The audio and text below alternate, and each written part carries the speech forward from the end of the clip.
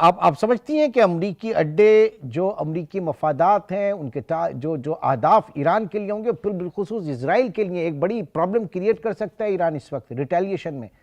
100% کر سکتا ہے، لیکن ایران کو وہاں تک نہ جانے کے لیے ریجنل کنٹریز پھر کسی اور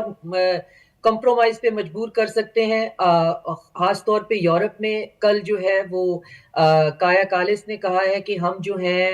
جو ایرانین ریولوشنری گارڈ ہے اس کو ٹیررسٹ آرگنائزیشن جو ہے وہ ڈکلیئر کرنے لگے ہیں، اور ساتھ میں اس کے اوپر 200% جو ہیں اور سیکنڈری سینکشنز لگانے لگے ہیں۔ اور ساتھ میں ایک اور جو چیز ہے وہ یہ کہ امریکہ جو ہے خاص طور پہ ویسٹ جو ہے مل کر ایران کے اوپر اسٹریٹجک جو ہے وہ ٹارگٹ اٹیکس کرنے لگے ہیں، جس کے بارے میں مارکو روبیو سے جب پوچھا گیا کہ آپ کیا سمجھتے ہیں کہ آیت اللہ خامنہئی کو خدا نخواستہ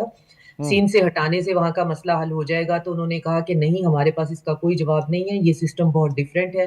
ہمیں گراؤنڈ کرنی پڑے گی۔ اور رائٹر پہ بھی ریسنٹلی میں نے ایک آرٹیکل پڑھا ہے جس میں اسرائیل یہ کہہ رہا ہے کہ یہاں پہ ریجیم ڈی کیپیٹیشن سے کام نہیں چلے گا، لوگ بہت گراؤنڈڈ ہیں اور ان کو آپ گراؤنڈ انویژن کرنی پڑے گی۔ اب ہو یعنی